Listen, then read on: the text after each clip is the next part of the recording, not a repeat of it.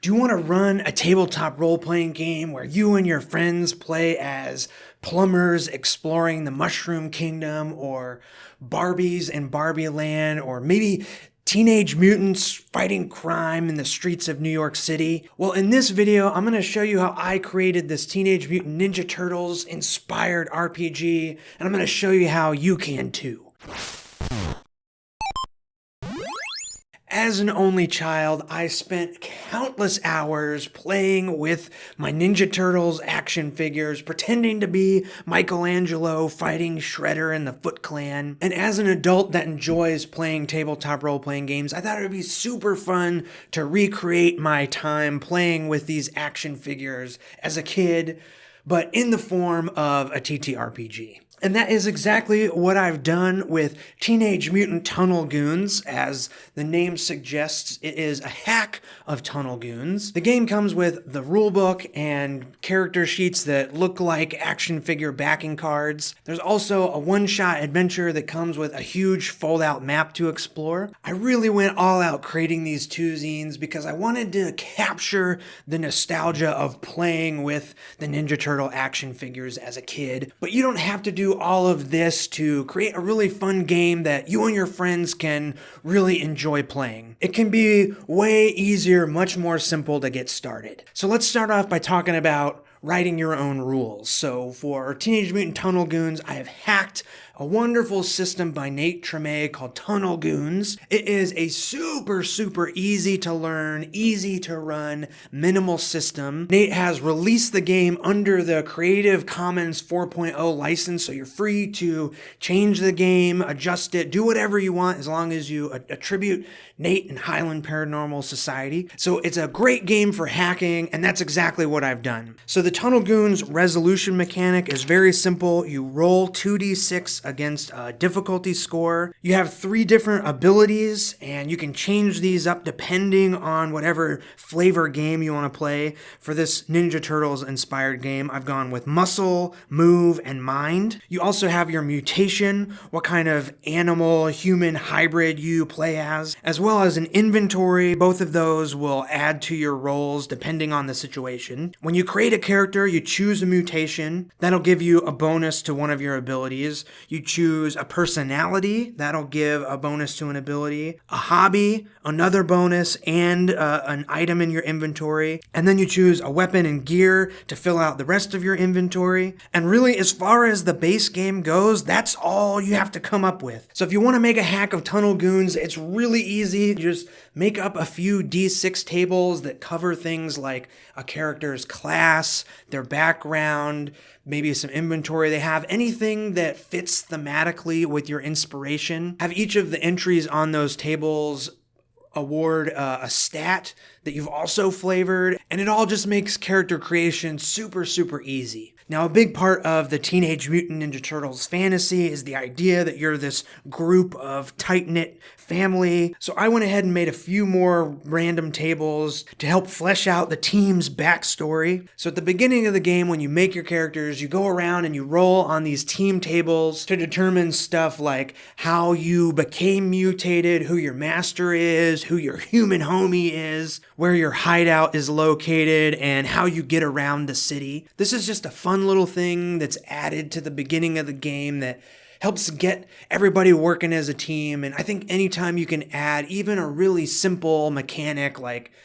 rolling some backstory stuff all together, it really helps with the immersion in the fantasy. Now, because I'm releasing this zine for other people to use, I've included some GM advice, just some helpful stuff to keep in mind that will facilitate the experience. I've also included an adventure generator, more D6 tables. It was really fun writing up these Shredder and Krang inspired villains and thinking of some other fun obstacles and cool rewards the players can get in an adventure. Now, I wanted to go all out, so I made these custom character sheets for the players. Tunnel Goons makes it really easy to keep track of things, just the 3 stats in the inventory. But like I said, a big part of my TMNT fantasy is playing with the action figures. So I wanted the character sheet to be like an action figure backer card. I even got the special hole punch to give it the hang tag area where you could hang your action figure on the toy aisle. Again, you don't have to go so crazy with this stuff. I admit I get a little out of control, but I even made a printer-friendly version. Maybe this is something a little closer to what you might want to whip up if you're just running a one-shot for your friends. And speaking of one-shots, it's all well and good to write up some rules and make a character sheet, but you gotta have a fun adventure to go on with your players. So keeping the Teenage Mutant Ninja Turtle inspiration in mind, I came up with Outbreak of the Animoids. This adventure is about a mutated cockroach that comes back from the future and starts causing all this chaos at a zoo. So there's a bunch of future technology and of course mutated animals. Now I think a good adventure has to have just a few things. One is an interesting location, some cool NPCs, especially the villain, and some cool items for the players to get their hands on and experiment with and cause even more chaos in the world. I wanted to write up a bunch of weird animal characters, so I chose the zoo as a setting. This one shot is kind of like a point crawl to all the different locations of the zoo,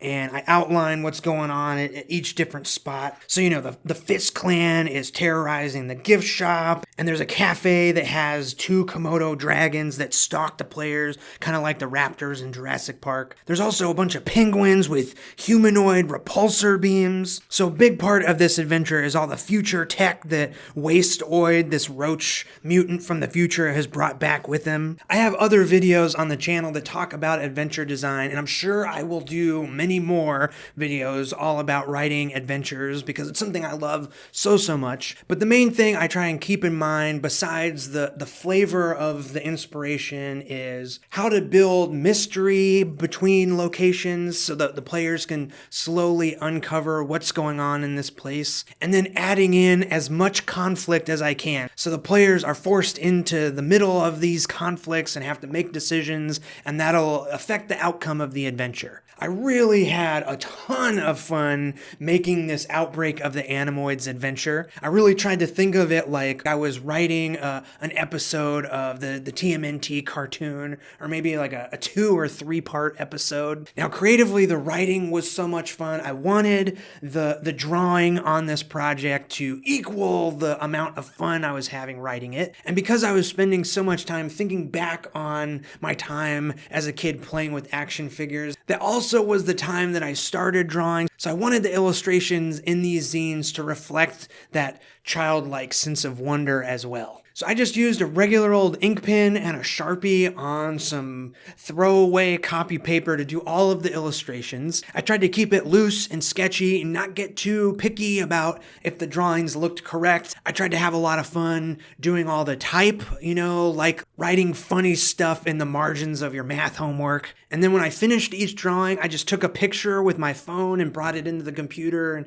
colored it up and then plopped it into the layout. Now, obviously, I'm talking about releasing something that other people can use, but having fun in this way, just having fun drawing and creating stuff for the game is so rewarding. And the players are going to see any creative effort that you put into the game as something so special. So I really want to encourage you to maybe draw some tokens or some paper miniatures or something. I guess if you're just making up a game for you and your friends to play, you could totally use the official artwork as long as you're not reselling it or putting it out there in any way. Of course, because it's me, I have to encourage you to draw a map. This actual map, the one I hand drew with this pen on just a regular sheet of copy paper, is what I used to play test the game. Just this black and white drawing is everything we needed, and it was so fun and rewarding to put down the map and see the players get all excited about the locations they were going to get to explore. And of course, I was so proud of this map